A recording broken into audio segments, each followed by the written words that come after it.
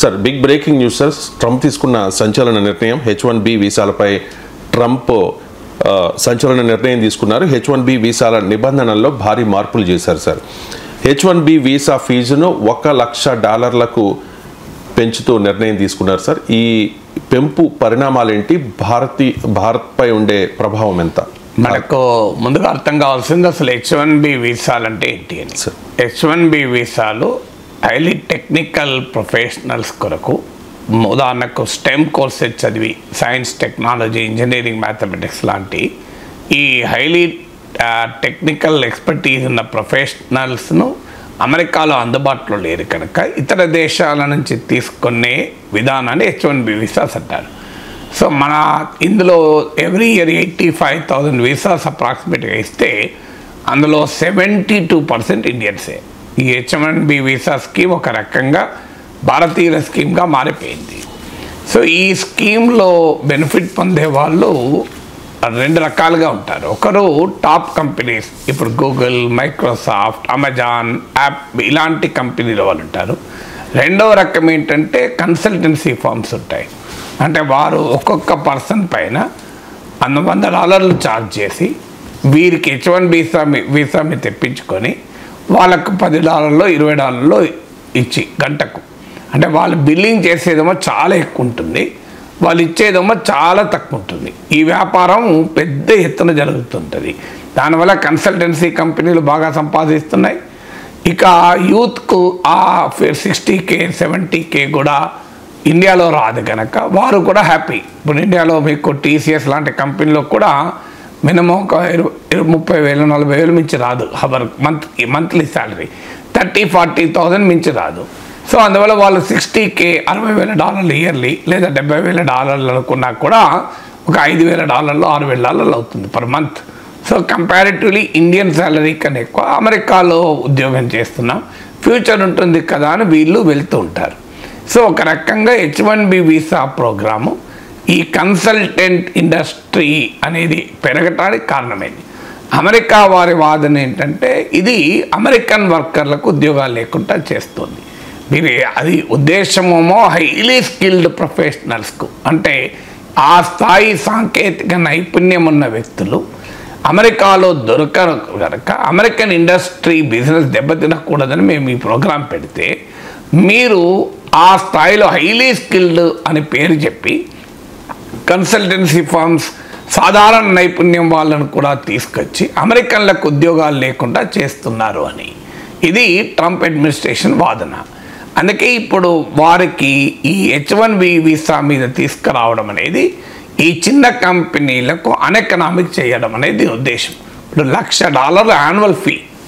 So $1,00,000 annual fee అంటే yearly 100K శాలరీనే ఉండదు. 60-70K young people అయితే, అందువల్ల 60-70K శాలరీకి 100K ఫీజుకి పెట్టి చిన్న కంపెనీలు తీసుకొచ్చుకునే అవకాశమే ఉండదు. అందువల్ల ఈవెన్ అమెరికన్ కామర్స్ మినిస్టర్ ప్రకటించాడు కూడా H1B వీసాలను ఉపయోగించుకునేవారు గణనీయంగా తగ్గిపోతారు అని. ఇప్పుడు ఒక రకంగా అమెరికాలో కొంతకాలం క్రితం వెళ్ళి సిటిజన్ అనే వాళ్ళకి ఇది ఒక వ్యాపారం కూడా.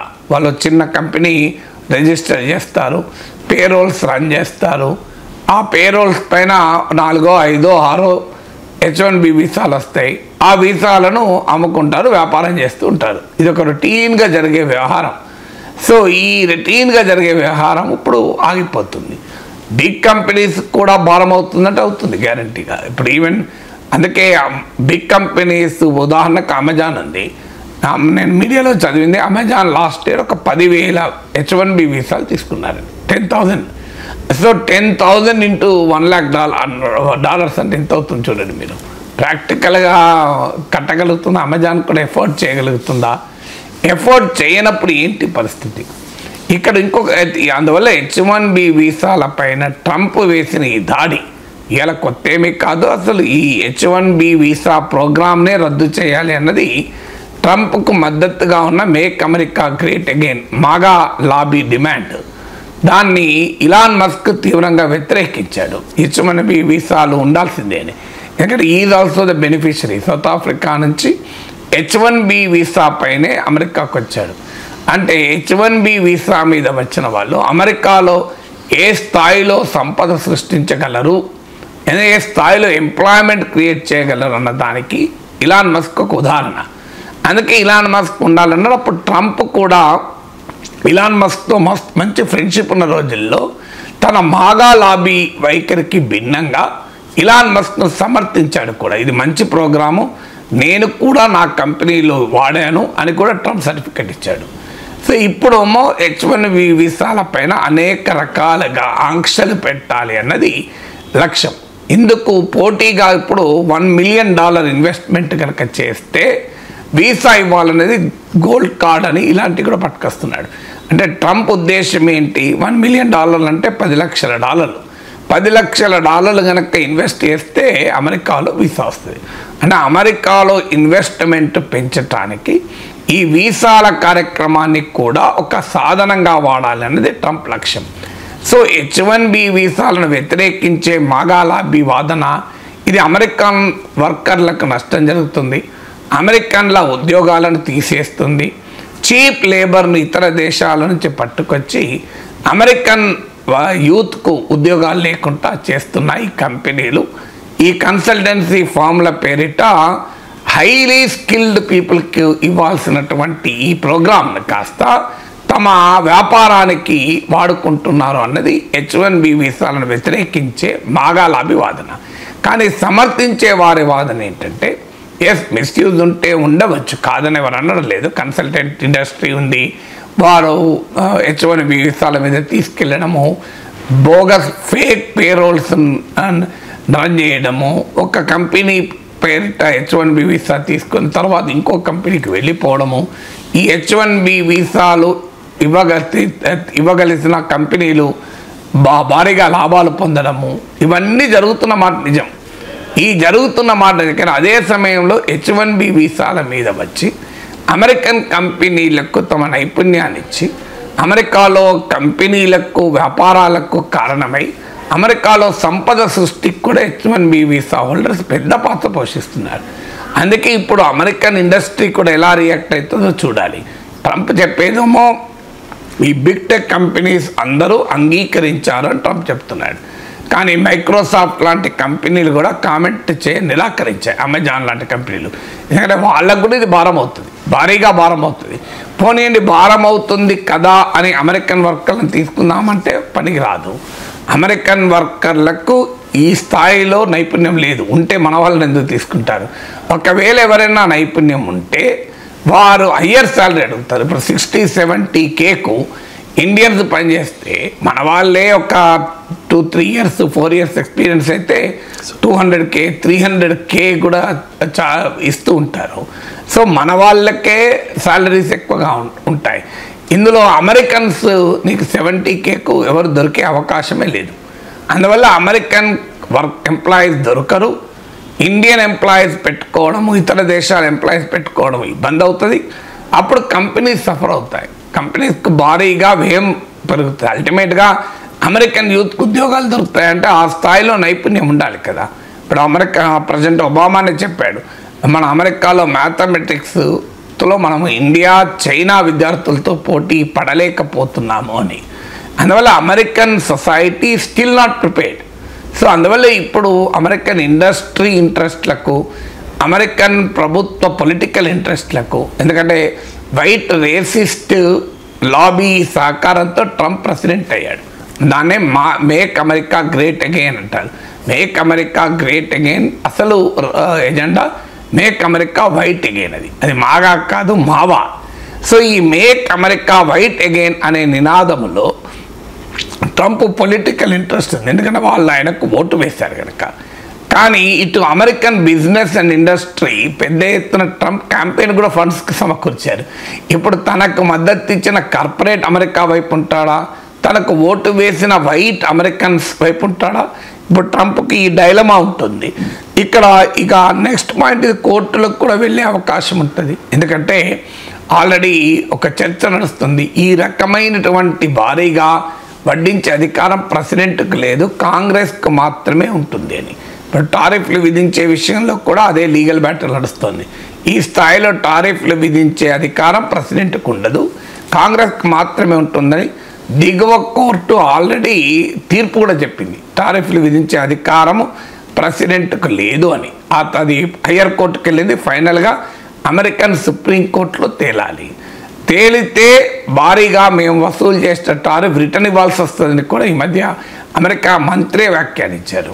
సో అందువల్ల స్టిల్ ఫ్లూయిడ్ సిచ్యువేషన్. కానీ ఖచ్చితంగా ఇది ఇండియా నుంచి అమెరికా వెళ్ళే H1B వీసాల సంఖ్యను గణనీయంగా తగ్గిస్తుంది, అన్సర్టనిటీ క్రియేట్ చేస్తుంది.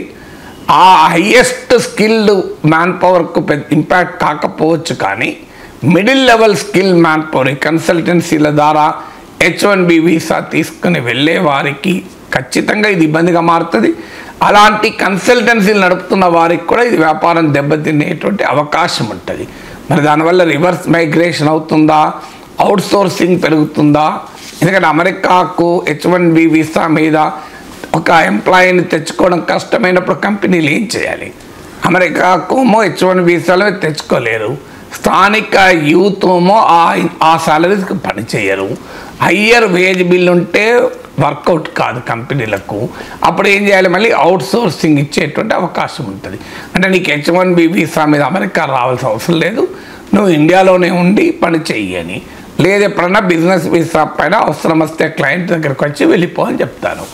అది జరిగితే దానిపైన కూడా మళ్ళీ ట్రంప్ పడుతున్నాడు. ఆ హైర్ ట్యాక్స్ అని, అవుట్ సోర్సింగ్ ట్యాక్స్ అని, హైర్ ట్యాక్స్ అని కొత్త ట్యాక్స్ కూడా తెస్తున్నాడు. అంటే ఇటు కార్పొరేట్ అమెరికాకు పెద్ద ఛాలెంజ్. అందువల్ల ఇది కోర్టులో నిలవాలి, కార్పొరేట్ అమెరికా అంగీకరించాలి. ఈ గందరగోళం అయితే ఉన్నమాట నిజం. ఈలోగా పెద్ద అన్సర్టనిటీ ఆల్రెడీ. అందుకే మీకు మన దేశంలో క్యాంపస్ ప్లేస్మెంట్లు, క్యాంపస్ హైరింగ్లు బాగా తగ్గిపోయాయి. మీకు this the time for us to rethink our model. ఇంకా మనము ఈ అవుట్ సోర్సింగ్ కంట్రీగానే ఉందామా, లేదా మనము కూడా ఆధునిక సాఫ్ట్వేర్ డెవలప్మెంట్ పైన కేంద్రీకరించి కొత్త మార్కెట్లను అన్వేషించుదామా, డొమెస్టిక్ ఐటీ కన్జంప్షన్ పెంచుదామా? సో ఈ అన్ప్రిడిక్టబుల్ టెరైన్లోకి వెళ్ళిపోతుంది. ఒకప్పట్లాగా బీటెక్ చేయడము, ఒక కంపెనీలో జాబ్ చేయడము, ఒక కన్సల్టెన్సీ ఫామ్లో H1B వీసా మీద ఉద్యోగం తెచ్చుకోవడము, H1B వీసా మీద వెళ్ళడము, వెళ్ళి అక్కడ అవసరమైతే ఒక కంపెనీ మార్చడము, H1B వీసా మీద వచ్చి ఇక్కడ పెళ్లి చేసుకోవడము, పెళ్లి చేసుకొని వెళ్ళిపోవడము. H1B వీసా మీద ఉన్న వాళ్ళు వ్యాపారాలు చేయరాదు, కానీ వాళ్ళ వైఫ్ డిపెండెంట్ వ్యాపారం చేయొచ్చు. అదొక ఇంట్రెస్టింగ్ ఉంటుంది అమెరికాలో. H4 వీసా లేదంటారు. వాళ్ళు ఏదో ఒక చిన్న బోటిక్ నడపడము, చిన్న కర్రీ పాయింట్ నడుపుకోవడము, బేబీ సిట్టింగ్ నడపడము, వారు కాస్త ఆదాయం సంపాదించడము. ఈ మోడల్ అమెరికాలో కారు కొనుక్కోవడము, ఇండియాలో మళ్ళీ పేరెంట్స్ ఉంటే వాళ్ళకు ఇల్లు కట్టుకొనడము. ఈ మోడల్ చాలా కాలంగా నడుస్తుంది, H1B మోడల్ ఆఫ్ లైఫ్ అని. సో ఈ H1B model of life will be seriously hit. Already artificial intelligence ప్రభావం వల్ల, రోబోటిక్స్ ప్రభావం వల్ల మీడియాకర్ జాబ్స్ అన్ని ఎగిరిపోతున్నాయి. AI అడాప్షన్ విపరీతంగా పెరుగుతోంది. ప్రపంచంలో ఉన్న ఐటీ దిగ్గజ కంపెనీలకు కూడా ఆర్టిఫిషియల్ ఇంటెలిజెన్స్ వినిమయాన్ని పెంచుతున్నారు. దానివల్ల ముండేన్ జాబ్స్ అంటే దిగువ స్థాయి సాధారణ నైపుణ్య స్థాయి ఉద్యోగాలము ఎగిరిపోతున్నాయి. అలాంటి సమయంలో ఇప్పుడు ఈ భారీ అటాక్ అనేది బిగ్గర్ కంపెనీస్ హయ్యెస్ట్ టాలెంట్ ఉన్న ఉద్యోగికి పైన ఇంకా అవసరం వస్తే ఒక $100K $1,00,000 వెచ్చించి తీసుకొచ్చుకుంటారేమో, కానీ డెఫినెట్గా ఇది ఓవరాల్ H1B మార్కెట్నే పెద్ద ఎత్తున ప్రభావితం చేస్తాయి.